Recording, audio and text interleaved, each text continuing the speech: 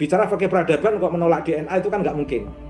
Makanya ulama kita ini sadar betul DNA itu bisa membatalkan nasab ya. Tapi tidak bisa menyambung kenasaban sebagai bentuk kehati-hatian. Misalkan ya, saya kebetulan kerja di Kementerian Agama, ada semacam gerakan untuk mendegradasi ilmu genomik atau genealogi.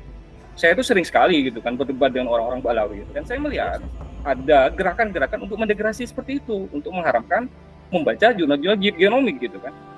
Saya tidak tahu alasannya apa, apakah takut ketahuan atau apa dan sebagainya, kita tidak tahu. Nah, dengan DNA ini justru kita bisa membuktikan bahwa Quran itu benar. Karena di Quran itu nabi-nabi yang bisa dilacak anaknya atau keturunannya dua sisi itu sepertinya cuma Nabi Ibrahim. Kalau di zaman Orde Baru, relasi kuasa tidak seimbang itu ditemukan dalam kepemimpinan Pak Soeharto. Di zaman sekarang ini, relasi kuasa itu justru yang menciptakan secara kultural itu para habaib.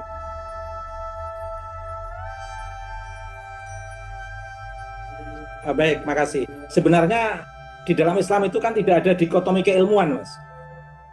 Di abad pertengahan itu, seorang ulama itu sekaligus seorang saintis. Kan sudah nggak menjadi rahasia umum, Mas. Perkembangan ilmu pengetahuan itu kan di abad pertengahan kan dimulai dari ulama-ulama kita yang kemudian berkembang kemana-mana. Seperti Al-Jabar itu kan seorang ulama, Mas. Banyak Ibnu Hayyan yang bisa dengan mudah lah kita download. Artinya saya ingin memastikan bahwa dalam Islam itu tidak ada dikotomi ilmu agama maupun ilmu umum, Mas. Jadi konsep dikotomi keilmuan dalam ilmu keislaman itu tidak ada sebenarnya, Mas. Semuanya itu dalam satu payung besar ilmu agama Islam begitu ya. Nah, Imam Syafi'i dalam konteks haid, beliau melakukan riset loh, Mas, tentang haid itu. Ada nifas, ada haid, ada istihadah. Nyatanya juga relevan dengan konteks modern. Bahkan Nabi Muhammad kita sendiri sebagai seorang nabi itu juga dikenalkan oleh Allah dalam perspektif ilmu kedokteran, bagaimana proses jadinya janin hingga manusia itu tadi, min nutfah, alaqah, terus kemudian mudghah, terus kemudian jadi lahir seorang manusia yang ketika sudah 120 hari lahir. Ini kan sebenarnya proses biologi. Biologi betul kan?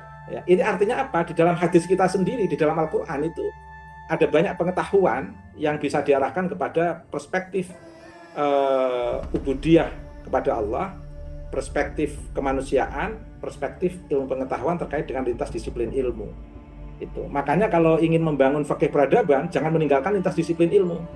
Bicara fikih peradaban kok menolak DNA itu kan nggak mungkin. Makanya ulama kita ini sadar betul DNA itu bisa membatalkan nasab ya. Tapi tidak bisa menyambung kenasaban sebagai bentuk kehati-hatian. Karena menyambung kenasaban itu harus melalui perspektif sistem pernikahan yang sah. Tapi untuk membatalkan kan bisa. Lebih-lebih dalam konteks kaitannya dengan kriminalitas dan lain sebagainya. Terima kasih, Mas. Barangkali ada dari Mas Fathul Huda. Mas Fathul perkenalkan diri dulu baiknya nanti. Orang belum kenal Mas Fathul. Kami persilakan. Assalamualaikum warahmatullahi wabarakatuh. Assalamualaikum Mas Rifki, Kiai Ubadillah, Pak Sugeng. Ya, perkenalkan ya, saya kebetulan kerja di Kementerian Agama, tapi saya bekerja di bagian ini, pengelola keuangannya, Pak. Jadi tidak semua orang yang bekerja di Kementerian Agama itu agamanya bagus, enggak. Ya dulu, dia di bagian apa gitu. Jadi gini, saya mungkin hanya melengkapi saja dari penjelasan Kiai Ubadillah dan Pak Sugeng terkait relasi agama dan sains. Secara teori memang seperti itu ya, hubungannya agama dengan sains itu ideal. Cuman yang jadi masalah dalam prakteknya itu ada yang namanya penyimpangan. Penyimpangan dari mana? Ya dari pengikutnya, dari pengikut agama itu sendiri. Dan kalau saya mengaitkan, mengapa sains ini terlihat mundur di kalangan umat Islam, Ini saya bicara berdasarkan pengalaman saya pribadi ya. Itu salah satunya karena sebagian dari umat Islam itu terlalu liturgic atau tekstual dalam mengartikan agama itu. Contoh seperti ini ya, kalau tidak salah tahun 2000-an Pak ya, saya itu pernah berdebat dengan seseorang yang mana orang ini anti sains dan dia itu mohon maaf menjelek-jelekan pengobatan ala barat. Bagi dia semua penyakit itu solusinya hanya satu, jintan hitam atau habatus sauda. Karena ada hadis Nabi, gitu kan. Ya, saya jawab seperti ini. Kalau memang Anda terlalu letterjack mengartikan ayat itu, maka apa gunanya Ibnu Sina itu belajar ilmu kedokteran jauh-jauh? Dia menemukan apa itu ilmu bedah. Ya cukup dengan habatus sauda aja gitu kan. Kalau semuanya sudah selesai dengan itu. Nah, ini sangat ironis, Pak. Dan ini masih ada dilaksanakan oleh sebagian umat kita, umat Islam di abad 20 ini. Itu yang pertama. Terus yang kedua, kesalahan dari umat Islam itu sendiri terlalu mereka itu menolak sekularisasi ya, sekularisasi ilmu pengetahuan, tapi mereka malah mempraktekannya. Contohnya apa? Mereka mendikotomi, oh ini ulama akhirat, ini kiai. Sedangkan kalau dia itu ilmuwan, bukan sebagai ulama gitu kan. Padahal kalau menurut saya Pak, dua-duanya itu ulama gitu kan. Selama memang memakai ilmunya itu untuk ilmu yang nafi, yang bermanfaat gitu. Dan kalau kita kaitkan dengan ini ya, dengan masalah utama kita mengenai masalah sains dan kenasaban Baklawi ini ya, saya melihat arahnya itu negatif dalam artian ada semacam gerakan untuk mendegradasi ilmu genomik atau genealogi. Saya itu sering sekali gitu kan berdebat dengan orang-orang Baklawi itu. Selalu saya sodorkan jurnal ya. Jurnal, tapi yang ada dari mereka itu malah menolaknya Pak. Saya bingung menolaknya itu. Kamu menolaknya dengan apa? Harusnya kan ditolak dengan ini juga, jurnal dengan jurnal gitu kan. Saya malah khawatir ada gerakan dari mereka itu untuk mengharamkan kita ini membaca jurnal-jurnal terkait dengan genealogi. Mohon maaf ya, saya ini bukan orang sains ya, tapi saya bisa lah bahasa Inggris itu. Jurnal-jurnal sains itu ada banyak sekali Pak, ribuan bahkan ratusan. Dan itu open posting gitu kan, siapapun bisa membacanya gitu. Nah, dan saya melihat ada gerakan-gerakan untuk mendegradasi seperti itu, untuk mengharamkan membaca jurnal-jurnal genomik gitu kan. Nah, saya tidak tahu alasannya apa, apakah takut ketahuan atau apa dan sebagainya, kita tidak tahu. Itu mau kita tidak akui atau akui, dari internal umat Islam ada yang memang dia masih belum tercerahkan gitu terkait dengan invention atau penemuan sains itu, termasuk kalau saat ini terkait dengan masalah DNA gitu. Mungkin ini ada yang saya tanyakan kepada Pak Sugeng. Mungkin Pak Sugeng bisa menjelaskan ya terkait dengan penemuan DNA itu sendiri dan bagaimana pengaplikasiannya gitu. Karena saya pernah baca Pak dulu itu ya terkait DNA itu, pengetesan DNA Pak itu sangat eksklusif sekali gitu. Tidak sembarang orang bisa memakai pengujian DNA ini. Mungkin hanya orang-orang kaya ataupun dari pihak-pihak kepolisian atau keimigrasian untuk tujuan-tujuan tertentu gitu. Nah kalau sekarang ini kan sudah dikomersilkan ya, dan harganya kalau tidak salah itu katanya semakin lama semakin menurun gitu. Mungkin bisa dijelaskan sedikit Pak Sugeng untuk pengantar bagi kami, bagi Kiai Ubadillah dan Mas Rifki, dan mungkin bagi kawan-kawan yang mendengarkan yang live ini ya, jangan sampai mereka itu buta gitu kan tentang masalah tes DNA ini. DNA itu ditemukan oleh Profesor Watson and Crick tahun 54 ya. Jadi buat yang biasa nyangkut-nyangkutkan antara evolusi dan DNA itu sepertinya ngawur aja itu, karena waktu Charles Darwin meninggal pun DNA belum ditemukan gitu ya. Jadi dimulai itu tahun 54, kemudian aplikasinya untuk tes DNA skala lab itu baru tahun 70-an. Waktu itu masih berbahaya karena bahan kimianya pakai banyak yang berbahaya ya. Kemudian untuk tes genealogi itu baru dipakai tahun 90-an akhir. Yang paling terlihat itu kan papernya Dr. Thomas dan Skorecki itu tahun 97 itu. Untuk mencari Kohanim itu tonggak yang bagus itu. Tapi di zaman itu tahun 2000 itu harga per genom untuk sequencing itu $100.000. Ya mungkin Kiai Tama masih ingat $1 tahun 2000 berapa tuh waktu?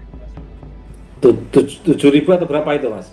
Ya itu segitulah ya. Kemudian itu pada waktu Dr. Michael Hammer mengadakan penelitian tentang Kohanim yang kedua tahun 2010 itu turun cukup drastis sepersepuluhnya. Jadi masih $10.000. Makanya waktu itu senipnya yang dipakai senip tua, senip JP58 itu kakeknya Nabi Ibrahim 11.800 tahun yang lalu. Nabi Ibrahim kan kurang dari 6.000 kan.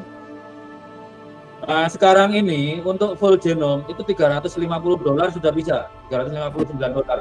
Bayangkan 10 tahun lagi, katakanlah 1/10 lagi, $35.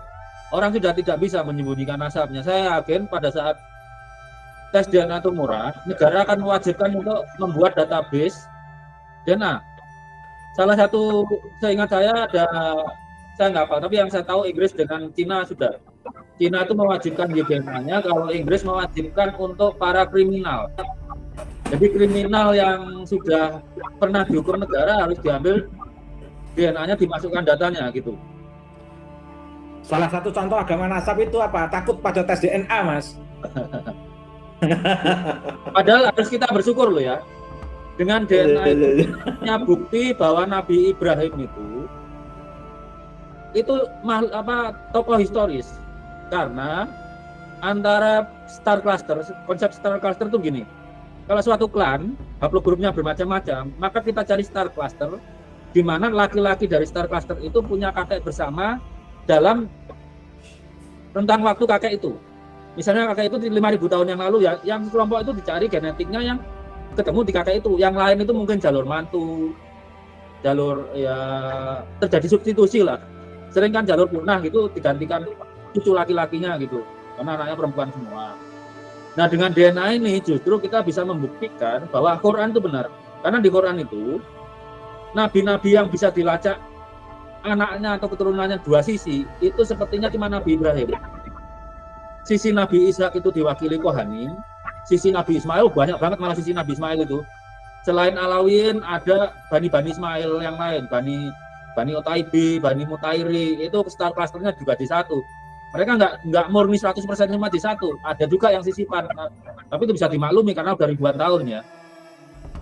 Tapi dengan DNA ini kita malah punya bukti bahwa Quran itu benar. Antara Rasulullah dengan Nabi Harun itu kakeknya sama. Kalau Nabi Isa susah, Nabi Isa kan nggak punya anak, nggak bisa dilacak sekarang. Tapi kalau Nabi Harun itu pasti ada keturunannya sekarang, karena zaman Nabi Sulaiman itu disebutkan bahwa keturunan Eleazar itu memimpin 16 kamar pelayanan, 16 departemen pelayanan, sedangkan anaknya Itamar itu 8 departemen pelayanan. Kan dari 4 anak Nabi Harun yang punya anak itu cuma Eleazar dan Itamar, yang 2 nggak punya. Plus mungkin anaknya Nabi Musa yang nggak gitu kesebut, karena dari penelitian Dr. Hammer ada yang sedikit di atas Nabi Harun, itu kemungkinan haplogrupnya ikut Nabi Musa ya. Itu aja dari saya. Luar biasa, makasih Mas ilmunya. Mantap sekali. Nanti lebih panjang tentang DNA di sesi yang lain mungkin ya. Masih banyak kesempatan kita. Saya bisa menambahkan sedikit Mas. Silakan ya. Untuk mengklarifikasi biar tidak salah paham terkait dengan Islam bukan agama nasab. Maksud saya itu brand keislaman seseorang itu akan dilihat dari keilmuan atau ilmu pengetahuan seseorang untuk ketauhidan dan kemanusiaan.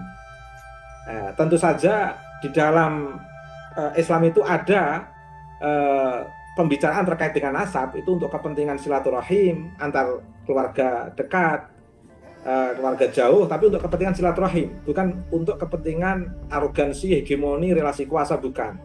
Selama ini di Bani Ba'alwi yang dilakukan oleh para habaib itu kan nampak sekali hegemoni mereka. Mereka itu betul-betul menciptakan relasi kuasa yang tidak seimbang secara kultural. Kalau di zaman Orde Baru, relasi kuasa tidak seimbang itu ditemukan dalam kepemimpinan Pak Soeharto. Di zaman sekarang ini, relasi kuasa itu justru yang menciptakan secara kultural itu para habaib, secara kultural. Makanya NU kultural sangat menolak itu karena merasakan betul hegemoni lewat sistem kultural yang diciptakan oleh para habaib itu. Nah, saya ingin mengulang kembali tentang kenasaban di dalam Islam ada, tapi untuk kepentingan silaturahim, kemudian untuk kepentingan pembagian waris, kemudian untuk kepentingan mengenal kekerabatan, dalam konteks intern keluarga, bukan untuk hegemoni pada komunitas yang lain. Jadi ras kekeluargaan itu ada, tapi bukan untuk menjadi rasisme dalam Islam. Oleh karena itu nasab itu tidak menjadi brand di dalam Islam, Mas. Brandnya Islam itu ya agama keilmuan, agama berbasis ilmu pengetahuan untuk ketauhidan dan kemanusiaan.